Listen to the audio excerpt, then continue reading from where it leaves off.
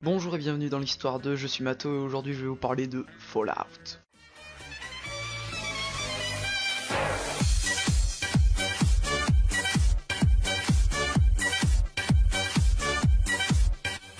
Et oui, comme je l'ai dit, on va parler donc de Fallout, mais je n'aborderai le sujet que de Fallout 1, 2, 3, New Vegas et Fallout 4, car Brotherhood of Steel et Tactist ne sont pas vraiment pertinents pour ma part. Oh, mais quel connard ce type! Oh. De plus, ce sujet sera décomposé en deux vidéos, car il est évident que parler de 5 jeux plus l'avant-garde de Fallout prendrait trop de temps pour une seule et même vidéo. Tout d'abord, Fallout est une uchronie. Uchronie, qu'est-ce que ça veut dire? Formé du préfixe ou et du mot latin chrono, chronos plutôt, pardon. Chronos, dieu du temps, ça vous parle? Non, pas trop? Bon, en gros ça veut dire que c'est une histoire faite par un futur alternatif. En gros, l'histoire a divergé à un certain moment et a changé. Voilà. Dans Fallout, par exemple, cette divergence a eu lieu vers les années 1945-47. Dans cette histoire, la guerre froide a duré 80 ans, donc forcément les États-Unis, l'URSS étaient toujours donc à fond sur l'avancée des armes, tout ça pour pouvoir vaincre l'autre. Donc forcément plus de têtes nucléaires qui a été créée.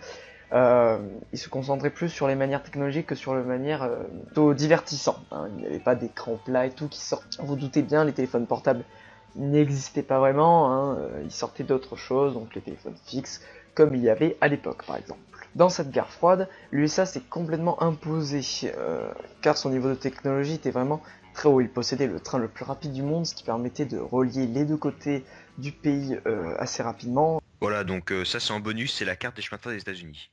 Comme vous savez, les États-Unis est un grand pays et la distance entre les deux est très longue. Il y a même 2 heures de décalage horaire. Donc ce pays se divise du coup en 13 Commonwealths. Donc le Trabo change pour avoir 14 étoiles, avec une étoile centrale et les 13 autres autour, les 13 étoiles représentant les Commonwealths, tandis que l'étoile centrale représente l'union de ces 13 Commonwealths qui forment le pays américain. Ce pays devient vite parano, on est en pleine guerre froide, les espions chinois et russes peuvent être partout, donc la paranoïa s'installe très vite dans le pays. En 2050, il n'y a plus de pétrole sur Terre. Enfin, il y en a encore, mais il n'y en a plus vraiment en abondance. Donc du coup, les pays décident d'utiliser le nucléaire à plus grande échelle. Par exemple, ils créent des voitures électriques et des voitures qui marchent au nucléaire. Ou encore, ils font des générateurs en nucléaire, comme on peut le voir dans Fallout 4, au tout début du jeu. Les États-Unis décident d'envahir le Mexique. Ils y arrivent de manière semi-politique pour pouvoir prendre les dernières réserves de pétrole qu'il y a dans le pays, malgré que le pays n'en ait déjà quasiment plus. Cela a été un dépensement d'argent et de temps un petit peu inutile. Un peu plus tard aux États-Unis, une épidémie se répand.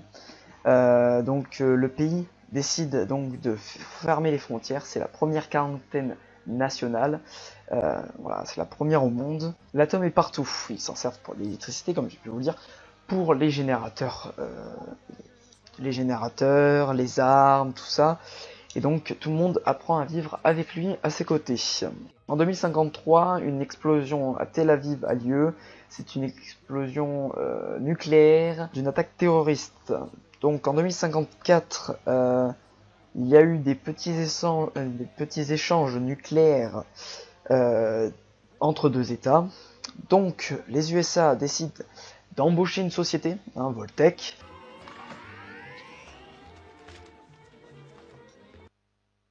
Putain, regardez comment ils sont heureux, la vie américaine parfaite. Regardez, ils sont heureux, en paix, en liberté. C'est vraiment génial, Mais que se passerait-il au moment où il y aurait une bombe nucléaire qui arriverait dans leur gueule, Qu'est-ce qui se passerait? Franchement. Oh mon dieu, une explosion nucléaire. Et là, le rêve américain part en fumée. C'est pour ça que Voltec a créé de fameux abris pour vous protéger des radiations. Et oui, regardez-moi ces andouilles. Ils y croient, ils y croient. C'est magnifique, Ils pourraient s'amuser dans l'abri, Et la jeune pourrait se faire sauter autant qu'elle veut. C'est pas dingue ça. Elle pourrait avoir de plein d'enfants pour continuer cette progéniture dans l'abri. Et le petit, tu pourrais jouer, Voilà. Voltec, C'est vraiment super, hein. Faudrait être con pour ne pas vouloir y aller. Alors appelez vite, maintenant. La société Voltec pour produire donc des abris anti-atomiques qui vont les protéger le pays, donc les citoyens américains, en cas de guerre nucléaire. En 2060, rien ne va plus, hein, vraiment, c'est la dégringolade. Il n'y a plus de trafic de voitures, il n'y a plus de pétrole, donc les voitures se retrouvent bloquées, seules les voitures à fusion ou à électricité peuvent encore circuler. C'est tout simplement compliqué maintenant de pouvoir imaginer la suite s'il n'y a plus de pétrole, sachant que les énergies fossiles n'étaient pas abondantes. Donc l'USA est le seul à encore avoir des réserves de pétrole en Alaska. Et donc vont décider donc d'aller chercher et épuiser donc ces réserves de pétrole, du moins ce qu'il en reste. En liste, il ne reste plus que la Chine et les États-Unis qui se battent toujours avec ce qu'ils ont. En 2063, le premier abri finit d'être construit. C'est tout simplement un grand pas pour les États-Unis. L'USA deviendra plus tard l'enclave.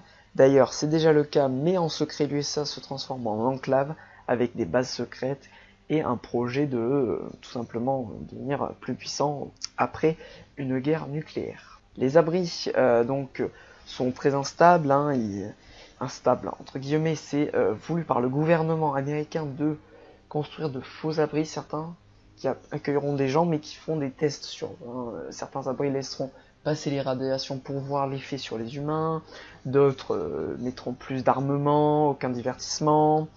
Vraiment, il y a plein d'abris comme ça qui étaient là-dessus. Hein. Si vous aviez la chance d'être dans un bon abri, vous seriez alors soit cryogénisé, hein, qui est quand même une sorte de test sur l'humain pour voir si ça fonctionne, ou alors vous seriez dans un abri totalement normal. Hein, mais voilà, c'est vraiment la galère.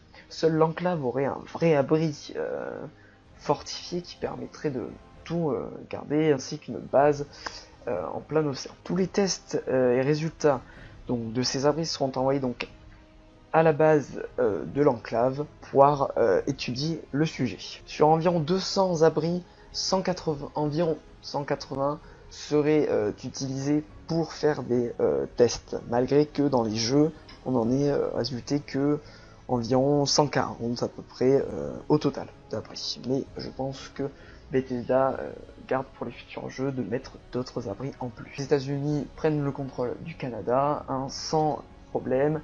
Ils diffusent des vidéos de propagande, voyant des soldats de l'enclave, hein, des soldats en armure assistée, tout simplement tirer sur les Canadiens. Donc ça deviendra une nouvelle partie des États-Unis. L'enclave donc fait des tests, donc c'est le gouvernement américain, fait des tests d'un nouveau produit pour rendre les humains très forts, qui résisteront aux radiations et aux effets du nouveau virus, le VEC, hein, ils ont appelé ça le VEC. Donc ce nouveau produit s'appellera le FEV, hein, qui permettra de rendre l'humain plus fort, de meilleures conditions. En 2077, c'est la fin. La guerre nucléaire est déclarée, on ne sait pas qui a vraiment tiré en premier, mais des échanges d'obus nucléaires se font à travers le monde entier. Donc les gens accourent dans les abris, enfin, la plupart des gens vont dans les abris, ceux qui donc auront cru à l'alerte, parce qu'avant il y avait eu des alertes, mais au bout de certaines alertes répétées, les gens n'y croyaient plus, ils disaient que bon, voilà, c'était des tests à ne rien faire, ils pensaient que celui-là aussi c'était le cas. Sauf ceux qui étaient équipés d'une télévision ou d'une radio ont pu entendre les infos assez rapidement, comme quoi les obus nucléaires étaient tirés, qu'il fallait aller se réfugier dans les abris. C'était des abris publics, mais en réalité, donc les États-Unis et l'enclave, donc c'est le même groupe, hein, avaient fait une liste de ceux qui pourraient rentrer dans les abris. Donc les gens se faisaient refuser pour la plupart, ou certaines personnes pouvaient rentrer vraiment si c'était voulu. Donc c'est la fin de tout ce qui est sur l'avant-guerre. Ensuite je parlerai de Fallout 1. Tout d'abord, hein, avant de bien sûr entamer le sujet de Fallout 1, je vais un petit peu vous parler donc de ce jeu. Donc Fallout est un jeu de rôle sous format vidéo, donc c'est un jeu vidéo mais à la fois un jeu de rôle, hein. C'est assez spécial, hein. Ça a été créé par Tim Kaine et publié en 1997. Ce jeu est développé plus édité par Interplay Entertainment, hein, voilà.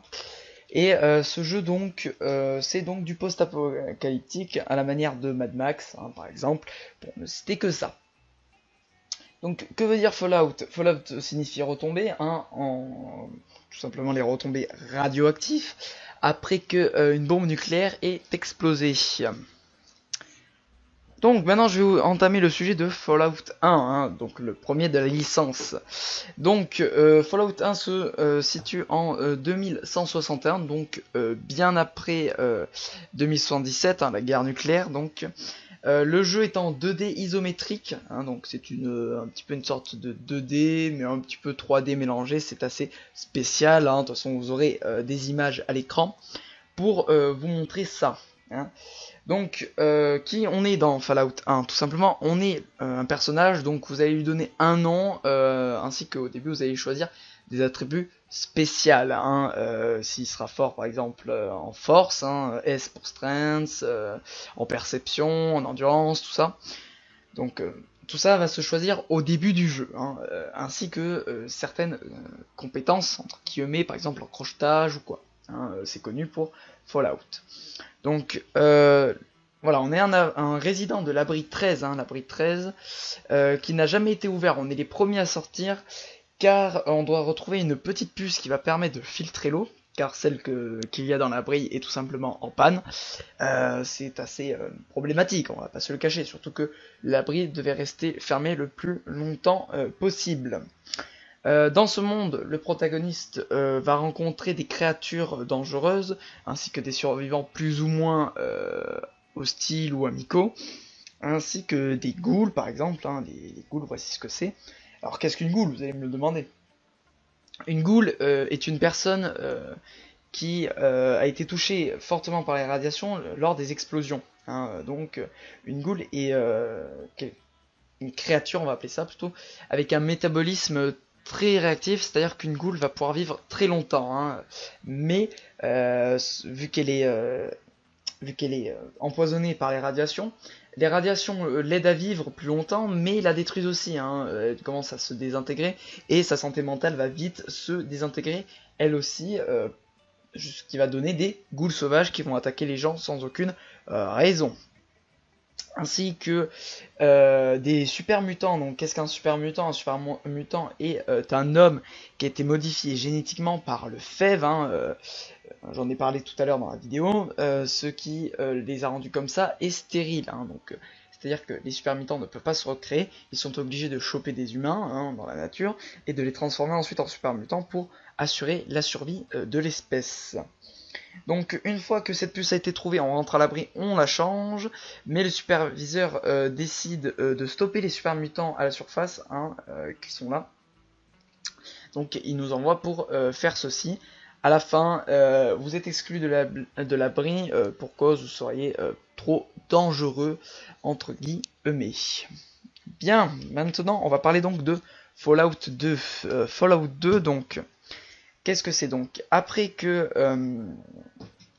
Merde, j'allais commencer par l'histoire, je ne vais pas commencer par l'histoire, je vais vous refaire un petit truc, hein, parce que bon, il s'en passe des choses. Donc du coup, Fallout 2, donc c'est pareil, ça a été donc créé par Tim Kaine, tout ça, enfin à peu près le même délire.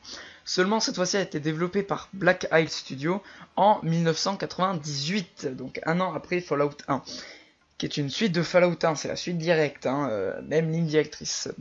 Donc c'est le même gameplay que pour Fallout 1, donc toujours en 2D isométrique je crois, ou en 3D isométrique, je sais plus très bien, excusez-moi, je n'ai pas noté. C'est une erreur de ma part. Donc dans ce jeu il y a eu plein d'améliorations comme l'amélioration du karma, il y a plus de liberté d'action dans ce jeu, car ça a été aussi amélioré. Là cette fois-ci on a un choix homme-femme un peu plus poussé, que l'on pourra retrouver aussi dans d'autres jeux comme dans Fallout New Vegas, avec des choix de femmes par exemple, on peut draguer la personne, c'est un homme pour obtenir les choses comme cela. Le terrain est plus vaste dans Fallout 2, hein, il y a plus de zones à exploiter parce que le monde ouvert est plus grand, hein, ils ont décidé de faire une map plus grande. Et dans Fallout 2 il était possible de conduire une voiture. Alors, Donc tout simplement, donc le protagoniste de Fallout 1, une fois chassé de son foyer par le dirigeant, par le superviseur pardon, actuel, ne se laisse pas abattre tout simplement et va refonder une colonie entre guillemets, un village un petit peu plus loin et créer ainsi donc voilà une nouvelle communauté. Donc ce village est protégé par les canyons qui les alentourent, tout ça, donc bon, c'est plutôt pas mal. Et donc ce village va donc prospérer pendant plus de 80 ans. Mais au bout de 80 ans, la canicule plus la famine commence à se faire ressentir. Donc du coup les récoltes sont moins bonnes, tout ça est bien moins, on va dire, utile. Enfin voilà, tout ça, ils sont sur leur perte. Enfin, ils sont, on va dire, sur un taux de décès assez élevé. Tout ça, si ils n'ont plus de nourriture, ainsi que des choses, voilà quoi, si la canicule continue. D'anciennes légendes à propos d'un jardin d'Éden en kit, le Jack, ont lieu sur le fait qu'il y en aurait un dans l'abri 13, l'abri d'où le protagoniste vient. Les habitants donc se posent la question, est-ce qu'il faudrait pas envoyer quelqu'un ? Voilà, il faudrait peut-être envoyer quelqu'un. Et donc, l'ancienne du village, décide d'envoyer l'élu, l'élu désigné de tous les dieux, tout ça, encore une vieille folle celle-là. Donc pour aller chercher ça, tout simplement l'élu n'est autre que le petit-fils du protagoniste de Fallout 1. Elle envoie ce petit-fils pour retrouver l'abri 13 ainsi que trouver le Jack. Il va y arriver. Au retour au village, celui-ci se rend compte que le village a été totalement détruit par l'enclave. Donc voilà. C'est une mystérieuse organisation, l'enclave, MDR, on y croit tous, c'est tout simplement que le gouvernement américain de maintenant, de ce siècle-là, du 22e siècle. Donc bon, l'enclave décide de libérer Lefebvre, mais d'une version améliorée dans l'herbe, pour tuer tous les super mutants, c'est le version V2.0.1, petite vanne que j'ai rajoutée moi, MDR, pour tuer tous les mutants, voilà. Mais le protagoniste actuel, le petit-fils du protagoniste de Fallout 1, réussit à les stopper et à détruire la base qu'il y avait en pleine mer.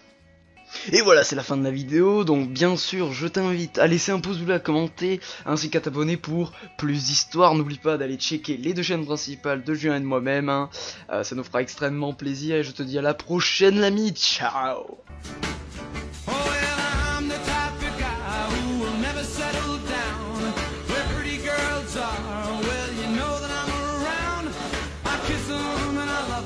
Cause of me they're all